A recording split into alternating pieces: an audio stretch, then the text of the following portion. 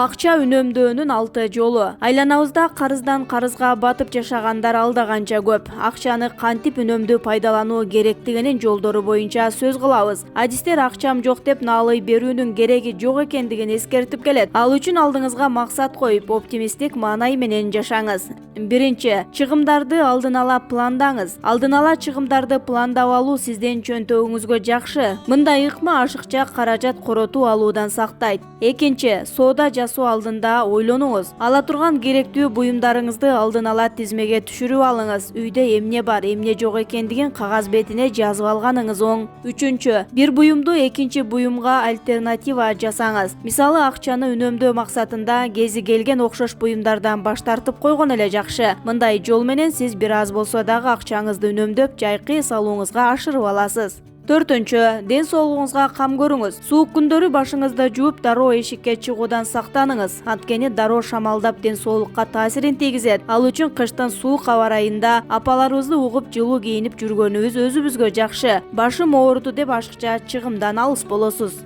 Бешинчи, коммуналдык төлөмдөрдү үнөмдөөнү үйрөнүңүз. Ал үчүн үйүңүздө кереги жок учурда деле жарыкты колдонуудан баш тартыңыз. Алтынчы, эптүү болуңуз. Бул деген сөз бир нерседен экинчи бир керектүү буюмду жасап алуу. Балдарыңызга өзүңүз кийим тигип же болбосо аны токуп берсеңиз болот.